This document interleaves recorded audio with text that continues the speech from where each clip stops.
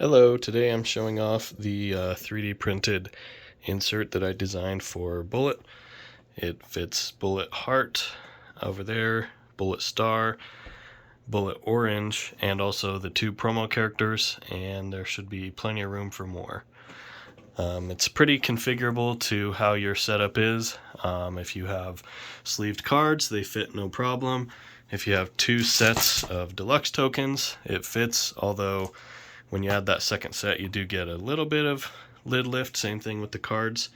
But if you don't have sleeved cards and you only have one set of these, you should be able to fit it flush with the box, but mostly adding a second set of these will bring it up and you'll see why.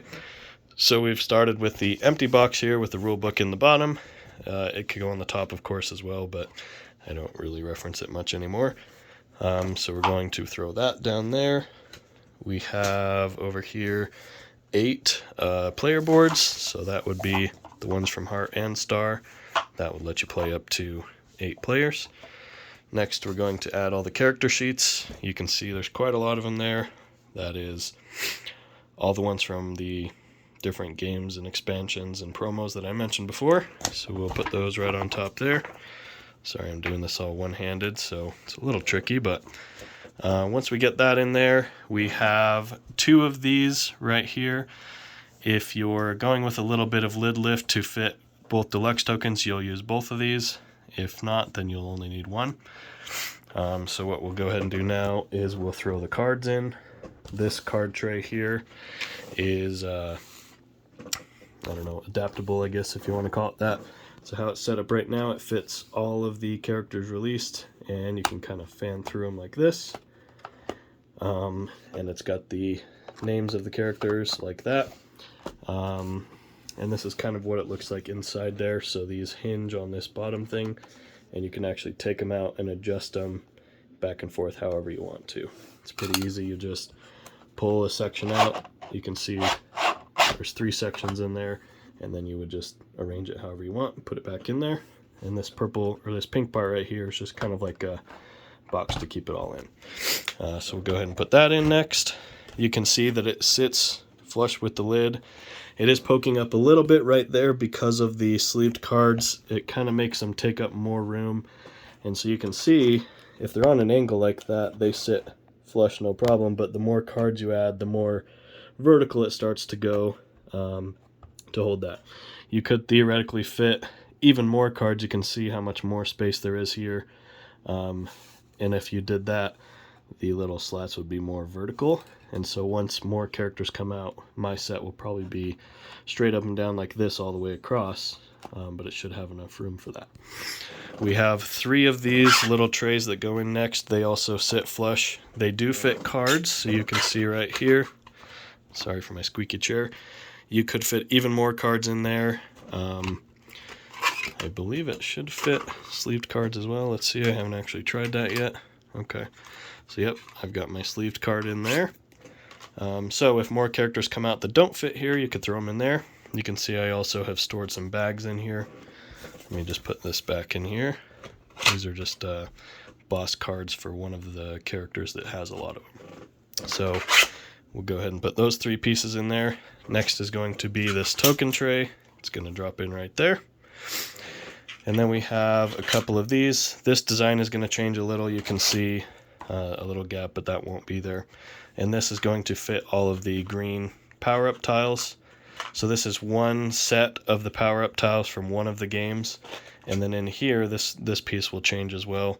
But this has the purple cooperative ones. And both sets from both games are in here. So, of course, with both sets of everything, you can play up to 8 players. Okay, next up we're going to add the bullets here.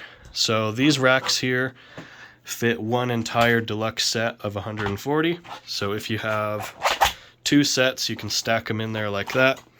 The bag won't be full. You know, this will have 2 sets here, and then the bag will just go in here. And you can see doing that lifts up the lid a bit, maybe 3/4 of an inch or so. And that's how we fit all of that into the game, because you lose a lot less space having them tight in there. But let's say you don't want the lid lift, or you only have one set of the Deluxe tokens. No problem.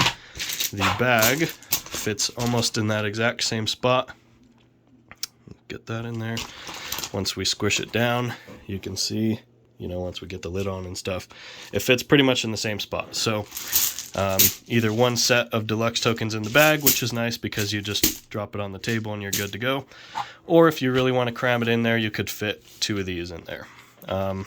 I keep both in because I don't mind a little bit extra, and I find that I often play this game at 5 or even 6. If you were to have both sets in here and your game is over, you would just have to dump these back in here. It takes a few minutes to sort them, but it's not too hard. You can kind of just, do this, and they kind of line themselves up pretty good for the most part. Just have one player from your game sort those out while you put the rest of it away, and it doesn't take too long. I would recommend, if you're going to have 2 sets of bullets, play with one set with all the players, and then when that runs out, dump the second set into there.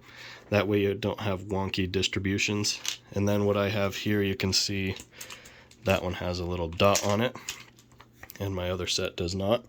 So that way I can sort them back out when I play a big game. So that goes right in there. So again, you can have 2 sets or one, totally up to you. The other cool thing with this is it fits inside the orange expansion box. Get that out. So let's say you wanted this box here for 4 players with no lid lift, and it sits nice in there. And then you want to bring a second box along for if you're going to have extra people. That works too. You can see I have some fan-made stuff in here. I'll just kind of move that off to the side. That should be enough. Anyway, this will fit right in there. You can see. So this could be your little, 5 to 8 player box here. Throw that in there. You have some extra room for whatever. I don't know if a card fits there. Yeah, actually, cards fit right there perfectly. I haven't tried that yet. So, or you could even put, this in there. It should fit in that same spot. So you could have the box set up for 4 players, and then if you're going to have more, you just bring this along. So, pretty cool. Anyway, we'll take that back out. I'm trying to do it one-handed here. Okay, so that is that.